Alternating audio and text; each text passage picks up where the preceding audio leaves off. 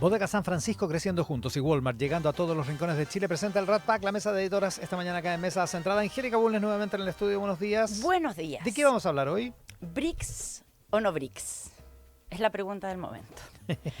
Vamos a explicar de qué se trata esta alianza entre Brasil, Rusia, India, China y Sudáfrica, que mira con buenos ojos la incorporación de Chile, por qué el tema está en la agenda, cuál es la posición del gobierno y si realmente queremos o no queremos ser parte, claro. andar con estos Queremos amigos. ir a esta fiesta a la que nos convidan. Exacto. Paula Comandari, ¿cómo está? Buenos días. ¿Qué tal? Muy buenos días. ¿De qué vamos a hablar hoy? Bueno, vamos a hablar sobre este proyecto que busca eliminar las multas por pasar sin TAC en las autopistas. Vieron que han solicitado urgencia para este proyecto. Surge la interrogante de si esto es una cosa de justicia social o expropiación encubierta y vamos a ver por qué tantas voces se resisten a poner el acelerador a este plan del diputado y candidato presidencial Jaime Mulet. Eso te iba a decir, el proyecto Mulet, Así el de, es. de eliminar las multas del TAC, que en un principio también pretendía eliminar el TAC. Completamente el Sí, dispositivo. vamos a hablar de eso. Sí. En detalle, les quiero decir que la Paula Comandari, la Angélica Bulnes y la Andrea Vial, que por un tiempo no va a estar en el programa, ¿no? No, porque Se fue de viaje, ¿no? Sí. Tiene cosas importantes que Una hacer. licencia médica. Aparecen en la portada de la revista D, que es la revista del Dínamo. Aparecen, no es una fotografía, sino una caricatura de Manuel Santeliz. Sí, qué honor, ¿o muy no? lindo, Un un juego honor, yo, francamente. Sí, bien precioso. Las entrevistaron las tres como las miembros del Rat Pack, así. Las originales de esta configuración del Rat Pack. El Las histórico. felicito mucho. Está buena la entrevista. El histórico en Y representación del foto, lote. la además. Exactamente. la foto es lo más importante. Y le ponen en este caso la portada. La portada y Sí, las sí, fotos. felicitaciones. ojo. Gracias a la gente de la revista D por el elogio y el halago de entrevistar a la Angélica, a la Paula y a la Andrea Vial. Eso. Partamos por las multas por pasar sin TAC, Paula Comandari. Bueno, detrás de una iniciativa que probablemente seduce a cientos de automovilistas endeudados, se esconde una guerra entre usuarios, concesionarios, políticos y expertos, porque no es solo un proyecto de ley. Aquí hay varios cuestionamientos detrás, desde cuestionar el modelo mismo de las concesiones que tanto progreso ha traído al país, ¿no? A la fe pública y a la capacidad del Estado para hacer cumplir sus propias reglas. El diputado y candidato presidencial Jaime Mulet hablaba con él y afirma sin rodeos que el gobierno le tiene miedo a las concesionarias, me dijo. Es él quien impulsa con fuerza la derogación del artículo 114 de la Ley de Tránsito, que permite sancionar con una UTM, eso es más o menos hoy casi 70.000 pesos, 68.000, a todo auto que circule sin un TAC habilitado por las autopistas. Para él se trata de multas abusivas que terminan siendo una trampa para las familias vulnerables que al intentar regularizar su situación se enfrentan a deudas millonarias. Este es un sistema que ya tuvo una reforma, digamos, porque antes se pagaba hasta 40 veces la multa, ¿te acordás? Sí, una Y eso reforma bien se profunda bajó, e sí. importante ¿Y hace ahora 4 cuánto años es? atrás. 15?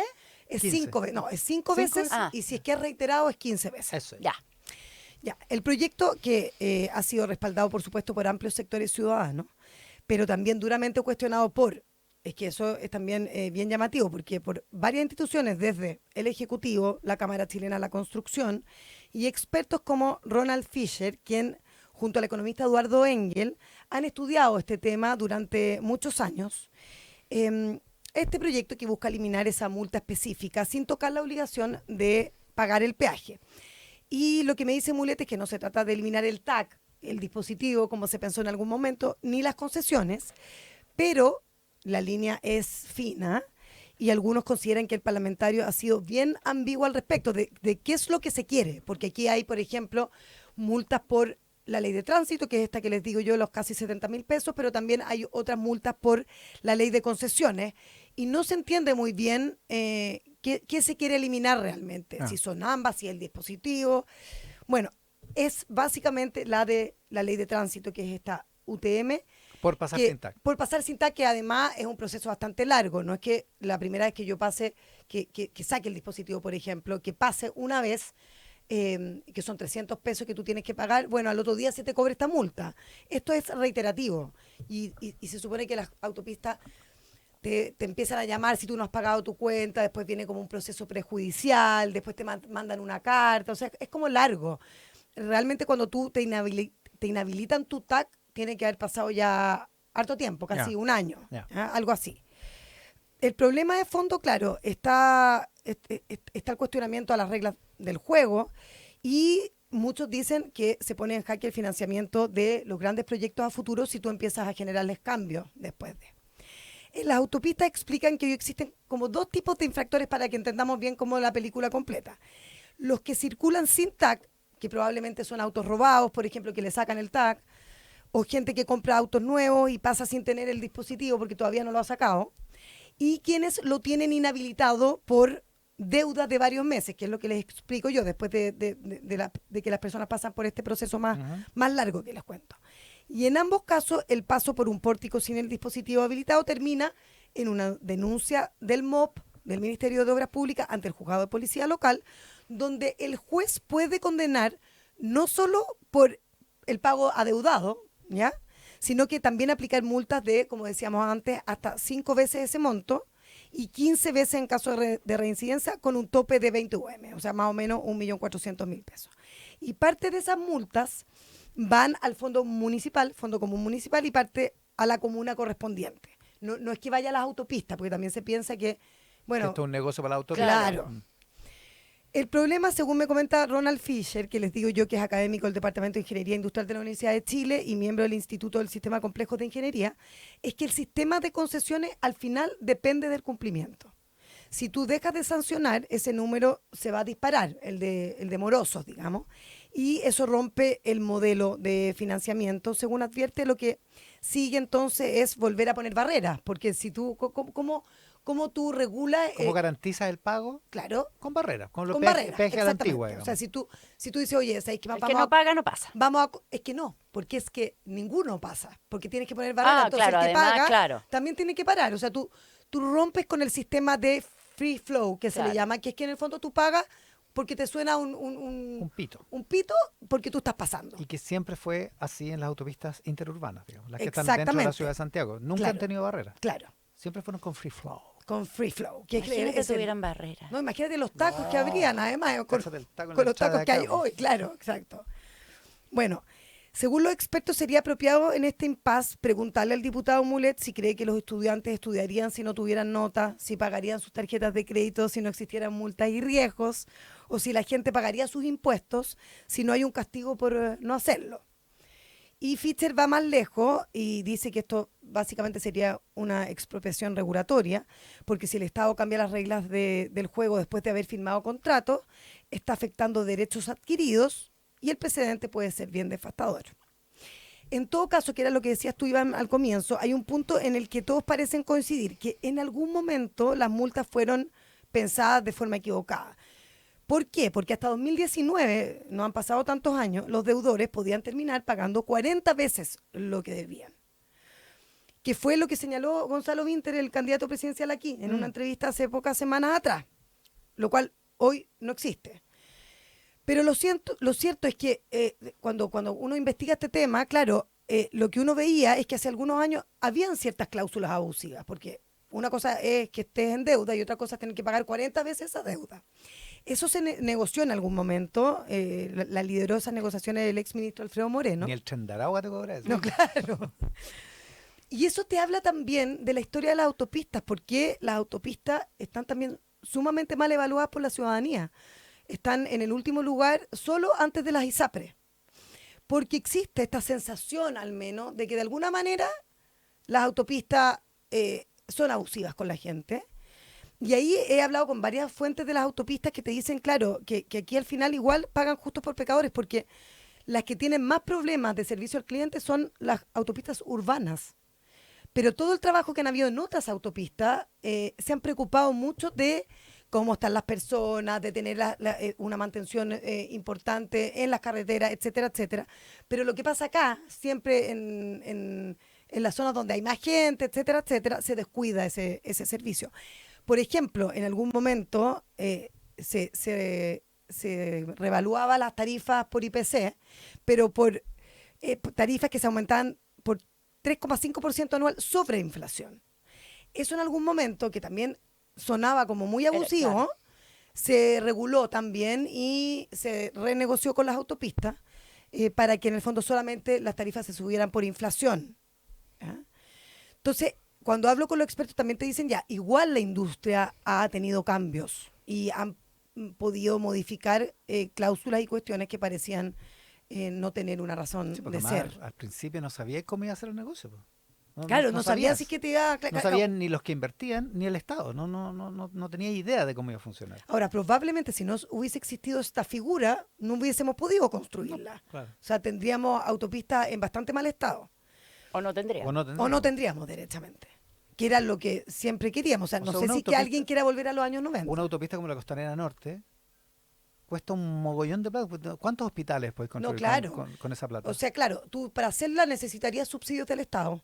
Pero por eso, o el sea, costo alternativo de eso son, cuéntalo en hospitales, Claro. o en liceos, o en lo que queráis, miles. o en atenciones de salud. Probablemente no se hubiese podido Ya, hacer. pero ¿no? el modelo ya funcionó, ya sabemos que funcionó. Que era Y lo que entonces hablaba ahora hay con que adaptarlo a la circunstancia A actual. nuevos tiempos. Claro, pero eso hablaba con José Pablo Gómez, que también es experto en este tema, ha trabajado en miles de administraciones de la DIPRES, que te decía, claro, o sea, o lo hacemos de esta manera, que es la que encontramos, que es un modelo de concesiones que es súper exitoso y es modelo en varias partes del mundo, o sea, bueno, de hecho existe en otras partes también, o tenemos que contar con el apoyo del Estado y en este minuto, como ya sabemos, no hay plata para Bueno, eso. ahora no, pues, ahora No, claro. no hay cómo.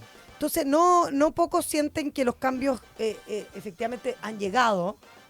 Ha habido un cambio en la autopista. Me acordaba también de las AFP que también han tenido un cambio para que la gente vuelva a valorarla. Pero también algunos consideran que ha sido tarde, demasiado tarde, todas estas modificaciones cuando la gente ya tiene una especie de animadversión porque sienten ese trato abusivo. Ahora, para poner todos los datos en la discusión, hay que dejar bien en claro lo que les digo antes de las multas. Esta multa concreta de una UTM va hacia la municipalidad. En algún momento, por ejemplo, también era bien abusivo porque se cobraba, si tú no tenías el TAC, te cobraban una multa por comuna que tú pasabas. Entonces se iba acumulando. Ah, claro. O sea, tenía ahí en varios juzgados de Claro, policía local. exacto. Entonces ya, eso también se modificó. Había Hoy es unos solamente parlamentarios una. que debían harta plata en esto. No, sí, pasó un montón. Pasó también. Que no sabemos si no o sea, que habían acumulado y que se sumaba más de 1 millón de pesos Harto las multas porque más, no habían sí. pagado directamente. Entonces, bueno, no es que te multen de un día para otro, como les decía, esto es un proceso. Lo que hace que este eventual perdonazo sea tan peligroso, de verdad he hablado con expertos de todas las sensibilidades políticas posibles, y suena muy bien para el ciudadano de a pie, pero lo ven como algo muy peligroso. O sea, que marcaría el inicio de un cuestionamiento al modelo de concesiones por completo y en el extremo su viabilidad, como decíamos, la fe de los contratos y la forma en que financiamos la infraestructura en Chile. Entonces, se le está poniendo urgencia. El diputado Mulet, que sigue muy afirme con el proyecto, la ha solicitado varias veces. Incluso el gobierno se está resistiendo siquiera a que se converse. A que se discuta. Claro, porque se abre una Se discusión. abre sí. una puerta.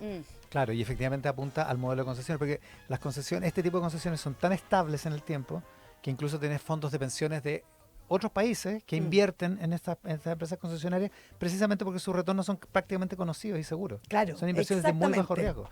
Entonces, si dejan de ser seguros, se pierde toda la gracia del asunto. Oye, Fischer está haciendo con Eduardo Engel un estudio que va a salir en los próximos meses que va a medir incluso cómo funciona el mantenimiento de las autopistas que son concesionadas, de las que no son Yo creo varias, que- pero... Pero es que de fondo yo creo que hay gente que no le gusta este modelo. Sí, eso es lo que está de Hay fondo. gente que no le gusta y hay gente que no le gusta pagar. Bueno, Sí, también. que hay harta. Hay gente que cuando está enferma No es se poca. va de viaje también. Oye, Claro. ya que estamos, ¿ser o no ser del BRICS, Angélica Bulnes? Mira, Lautaro Carmona, el presidente del Partido Comunista, puso el tema en su radio favorita, que no es Tele 13 Radio, sino que Aunque radio... igual está cercano. Sí, por supuesto, pero O sea, su la radio aprecia, favorita, la aprecia. por Pero supuesto. le gusta más la Nuevo Mundo. Nuevo ya. Mundo le gusta más. En los próximos meses, los BRICS se reúnen en Brasil y yo espero que Chile esté en esa reunión y solicite su integración, dijo hace pocos días. Y este lunes en La Moneda, después del Comité Político Ampliado, cuando le preguntaron sobre sus expectativas para la próxima cuenta pública, que es el domingo 1 de junio, el subsiguiente, pidió una actualización de nuestra política exterior e insistió en la idea de avanzar en una integración a los BRICS. ¿Chile, las BRICS, puede realmente pasar eso? Bueno, partamos por entender bien de qué estamos hablando y qué son los BRICS. El término BRIC fue acuñado en 2001 por el economista Jim O'Neill de Goldman Sachs en un artículo en que planteó que el crecimiento de Brasil, Rusia, India y China, o sea, los países BRIC, de ahí la sigla, podían terminar desafiando a las economías del G7. Entonces, en los años siguientes, sobre todo Vladimir Putin, empezó a empujar una alianza de estos países como contrapeso a Occidente. O sea, mientras más se iba separando Vladimir Putin y Rusia de Occidente, entonces empieza a impulsar esta alianza y en 2009 realizó la primera cumbre oficial. Y un año después, con la integración de Sudáfrica, pasaron de BRIC a BRICS. El grupo nació para promover, uno, más representación de estos países en las organizaciones globales, en la ONU, en todos los organismos como transnacionales. Querían también lograr más coordinación económica, sobre todo venían de la crisis del 2008, donde varios de estos países sufrieron. Entonces, más coordinación y más ayuda económica entre ellos. Disminuir la dependencia del dólar, porque el sueño que hay es de una divisa común, una moneda BRICS. Y crear alternativas al sistema financiero global. Entonces, aunque el grupo como que no está del todo institucionalizado, no tiene mucho ordenamiento ni reglas, en 2014 crearon el nuevo Banco del Desarrollo para competir con el Banco Mundial, que desde 2023 preside Dilma Rousseff, que es la expresidenta de Brasil.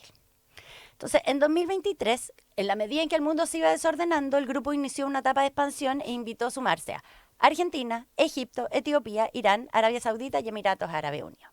Todos aceptaron, pero apenas asumió, Javier Milei se retiró. Y Arabia Saudita ha demorado el papeleo. Está como con la permisología.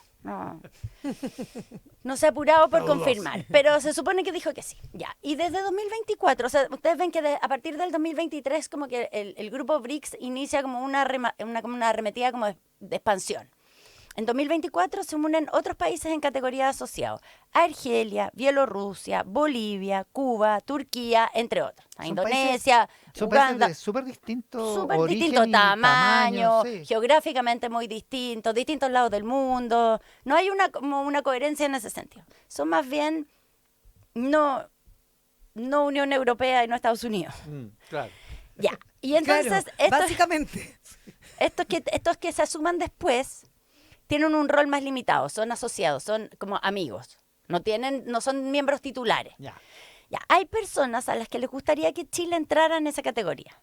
Además de Lautaro Carmona y el Partido Comunista, uno de los promotores es el ex subsecretario de Relaciones Económicas Internacionales, José Miguel Ahumada. Estaba pensando en él completamente. Bueno, pensaste bien. Porque él era bastante obvio. Es uno de los promotores, junto a su par en el Instituto de Estudios Internacionales de la Universidad de Chile, Andrés Borges. Desde enero han escrito algunas columnas que Chile siga a Cuba y Bolivia y busque integrarse. Dicen que eso es una manera de acercarse a las potencias en ascenso, contribuir al fortalecimiento del sur global, que dicen es nuestro espacio natural, acceder a otras fuentes de financiamiento, como el banco que dirige Dilma Rousseff, y ser parte de un bloque que representa el 40% del PIB mundial. Entonces, los detractores, por otra parte, dicen que varios de los cuales están incluso en la Cancillería, dicen que Chile ya tiene o está camino a tener tratados y relaciones comerciales con varios de los países de las BRICS. O sea, estamos impulsando uno con India, con China, ya tenemos. Entonces, ¿para qué? ¿Qué ganamos con entrar a este bloque? Que es una asociación con una institucionalidad difusa y que significa alinearnos más con un lado del mundo cuando lo que estamos tratando justamente ahora es de ser como neutrales y defender exactamente la autonomía de nuestra toma de decisiones caso a caso. Los BRICS originales, o sea, los países como titulares, quieren expandir el grupo, pero no tienen todos la misma razón, no los mueve lo mismo cuando quieren expandir el grupo. Esos países han experimentado sus propias tensiones internas. China, y para qué decir Rusia, están en una posición mucho más desafiante contra Occidente y el orden mundial como que ha predominado en los últimos años, mientras que ni Brasil, ni la India, ni Sudáfrica quieren romper con esos países. Por eso estaba ayer el presidente de Sudáfrica pasándolo mal en la Casa Blanca. Exactamente. Sí, porque nunca tanto. Nunca tanto. Ya, pero entonces, mientras China y Rusia buscan socios para su agenda como más expansionista, los otros tres, sobre todo Brasil, quieren equilibrar las fuerzas y no quedar en una posición como asimétrica, sino que más bien que el BRICS sea bisagra entre los dos polos en tensión y ellos no quedar como subsumidos a lo que decían China y Rusia. Entonces ahí es donde entra Chile. Un país chico, pero amigo de Brasil, no alineado, entonces que da como cierta garantía. Desde hace ya un tiempo, desde por lo menos el año pasado, Brasil vía Dilma Rousseff empezó a buscar acercamientos, como hacer como guiños a Chile para que como que se acerque al bloque. Pero el asunto subió de intensidad en abril cuando el presidente Boric, ¿se acuerdan que estuvo en visita de Estado en Brasil? Claro. Y en lo que fue un gesto como bien astuto, el presidente de ese país, Lula da Silva, lo comprometió a que vaya el 6 de julio a Río a la cita de los países BRICS, porque hay una reunión BRICS el 6 y 7 de julio. Hasta donde sabemos, Chile va en una delegación que encabezaría el presidente de la República, siempre sujeto a que viene el nacimiento de su hija, que se supone que es como mediados de junio. Mediados de junio. ¿Ya? Ahora, esa es como la fecha tentativa, pero uno sabe que las cosas se pueden adelantar o atrasar. Obvio. Y también la agenda interna. Brasil también convocó a Bolivia, o sea, Lula invitó a a Colombia, México y Uruguay, que hasta donde sé, México y Uruguay no han contestado todavía, pero Claudia Sheinbaum, la presidenta mexicana, dijo que de ahí no iría ella. ¿Ya? Salió como López Obrador. Que iría el Viaja canciller, claro. Ya, el periodista Francisco Petro dijo que Artaza, sí. Petro O sea, va a ya decir está que allá, sí, va a ya decir está que allá. El periodista Francisco Artaza de La Tercera describió esta invitación como el presente griego de Lula que complica la moneda, porque inmediatamente empezaron las preguntas de si esto significa que Chile se va a asociar o estrechar sus vínculos con este grupo justo cuando corre paralelamente a la negociación con Estados Unidos por los aranceles. De hecho, el embajador de China, ¿se acuerdan cuando hizo esta conferencia con los periodistas hace como 2 semanas? Ahí le preguntaron por esto y respondió que le alegra mucho que Chile esté interesado en unirse a organismos multilaterales como el grupo de BRICS, que no es lo que a Chile ha dicho. No, entonces, ¿no? cada uno acá llevando agua para su molino. La subsecretaria de Relaciones Exteriores, Gloria Lafuente, dijo que no está todavía en evaluación el poder incorporarnos a este grupo de países, pero sí hemos mirado con mucha atención. Inmediatamente. Se abre como una puerta. Se abrió una posibilidad. Claro. Por lo que después salió la ministra vocera, Aysén Echeverry, que aclaró que el gobierno no es algo que esté que para el gobierno no es algo que esté en el centro de las prioridades, que la prioridad está en la diversificación con la mayor cantidad de actores posible. Porque acá hay que ser cuidadosos también en estos tiempos. Tampoco pueden ser descorteses con Lula. Exacto. Y con China. No, claro. No, Bueno, menos pero con no han sido tan descorteses con China. No, acaban de ir y se acaba de Claro. reunir con Xi Y Jinping. 2 pero- veces se reunió el presidente con Xi Claro. Jinping. Ya, en la Cancillería han explicado que Chile va a asistir en calidad de invitado, tal como fue, y ponen el ejemplo, igual como lo hizo el año pasado la cumbre del G20, que también fue en Río, de a la que el presidente Boric asistió para mostrar que es un país actor en la escena internacional. No porque esté siendo parte del G20, como Claro. que ponen como eso como ejemplo. Además me dicen que si bien a Brasil, a China y posiblemente a la India les gustaría que nuestro país se integrara al grupo BRICS, esa solicitud la tenemos que hacer nosotros. O sea, nosotros tenemos tiene que que pedir, pedir que- uno ya. tiene que pedir. Quiere que nos integren. Quiere Y- ser socio. Porque en el fondo hay que respetar la autonomía y que para llegar a un punto como ese tendría que haber un debate mucho más amplio que el que había, que no había un debate sobre esto. Y por último, que aunque no son incompatibles, en general los países de la OCDE no participan en la BRICS.